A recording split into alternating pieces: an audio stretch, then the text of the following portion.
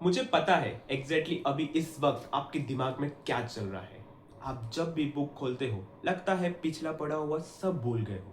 एक दिन mock test में अच्छे मार्क्स आते हैं और अगले ही दिन लगता है दिमाग पूरी तरह से ब्लैक हो गया है।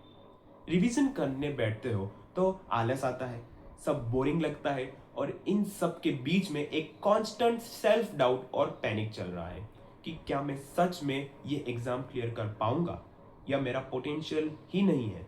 अगर आप इस वक्त पैनिक में हो, डर लग रहा है और अजीब सी हेल्पलेस फीलिंग आ रही है, तो मेरी एक बात ध्यान से सुनो, ये फेस बिल्कुल नॉर्मल है।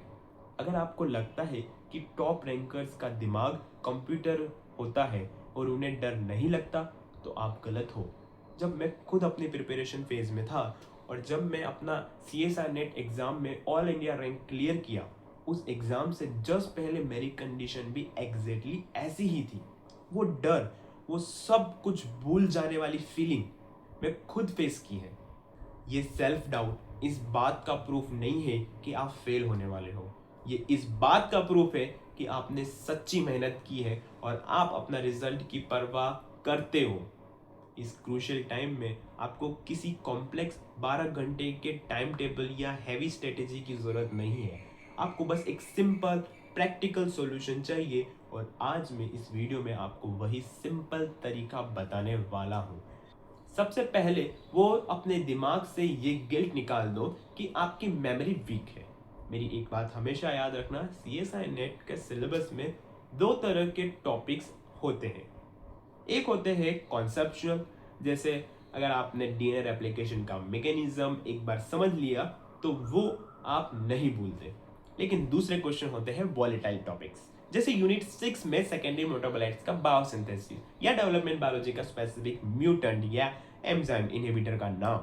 ये पूरे रट्टा मार वाले फैक्ट्स होते हैं और फैक्ट्स ये है कि हमारे ब्रेन इन चीज़ों को भूलने के लिए ही बना है। अगर आप कोई लंबी सी पाथवे आज पढ़कर कल भूल रहे हो तो कॉन्ग्रेचुलेशंस, आपका दिमाग बिल्कुल नॉर्मल काम कर रहा है। इससे आपकी कोई गलती नहीं है। दिक्कत आपकी मेमोरी में नहीं है, दिक्कत उस अप्रोच में है जिससे आप पढ़ रहे हो। हम क्या करते हैं, हम मोटे मोटे रेफरेंस बुक उठाते हैं और लाइन बाय लाइन सब कुछ याद करने की कोशिश करते हैं। रट्टा मारना नेचुरली बोरिंग लगता है, इसीलिए आलस आता है और नींद भी आती है। आपको एग्जाम क्लियर करने के लिए दुनिया भर के सारे फैक्ट्स याद नहीं रखने हैं। यहाँ हमें सिर्फ अपना वर्कलोड 80% कम करना है, PYQ फिल्टर लगाकर। NTA सारे टॉपिक्स नहीं पूछता, कुछ स्पेसिफिक पाथवे और फैक्ट्स है जो PYQ में बार बार घूम फिर कर आते हैं। आपको सिर्फ वही टारगेट्स फैक्ट्स को याद रखना है। अब सवाल ये आता है कि इन लिमिटेड वॉलेटाइल फैक्ट्स को दिमाग में एग्जाम दिन तक कैसे लॉक किया जाए, वो भी बिना बोर हुए। इसके लिए मैं आपको सिर्फ 3 सिंपल प्रैक्टिकल सॉल्यूशन दे रहा हूँ जो मैं अपनी प्रिपरेशन के टाइम अप्लाई किए थे। तो चलिए बात करते हैं इन 3 सिंपल स्ट्रेटेजी की जो आपका भूलने का डर बिल्कुल खत्म कर देगी। पहली स्ट्रेटेजी है द स्टिकी नोट्स मेथड। देखो, जो चीज़ हम रोज देखते हैं हमारा ब्रेन उसे सबकॉन्शियसली याद करने लग जाता है। आपको करना यह है कि जो पाथवे या लिस्ट आपको सबसे ज़्यादा दिमाग खराब कर रही है, मान लो यूनिट 6 की कोई सेकेंडरी मेटाबॉलिक पाथवे है, उसे एक सिंपल पेपर या स्टिकी नोट्स पर लिखो और अपनी स्टडी टेबल के ठीक सामने वाली दीवार पर चिपका दो, बस। और कुछ नहीं करना। उसे ज़बरदस्ती याद करने की कोशिश मत करो। जब आप सुबह उठकर वहाँ बैठोगे या पानी पीते वक्त वहाँ देखोगे तो आपका दिमाग बिना मेहनत किए उस पैटर्न को कैच कर लेगा। एग्जाम वाले दिन वो दीवार की विजुअल आपके दिमाग के में अपने आप फ्लैश होने लग जाएगी। दूसरी स्ट्रेटेजी है द ब्लैंक पेपर रिकॉल। आपको रिवीजन बोरिंग क्यों लगती है? क्योंकि आप एक ही हाइलाइट्स की हुई लाइन को 10 बार पढ़ते हो। वो पैसिव रीडिंग है, इससे नींद आती है। इसका सिंपल सॉल्यूशन है एक्टिव रिकॉल। आपने एक पेज पढ़ा, अब बुक बंद करो, एक रफ ब्लैक पेपर लो और देखो आपको कितना याद आ रहा है। जैसे भी टूटा फूटा डायग्राम या फ्लो चार्ट याद आए उसको ड्रॉ करो।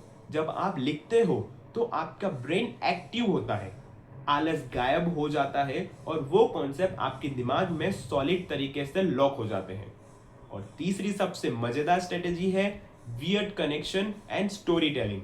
बोरिंग फैक्ट्स को याद रखने का सबसे बेस्ट तरीका है उनके किसी अजीब लॉजिक या फनी स्टोरी से जोड़ देना। कोई एब्सर्ड मीनिंग बना लो या अपने दोस्त के नाम पर किसी एंजाइम इनहिबिटर का नाम रख लो।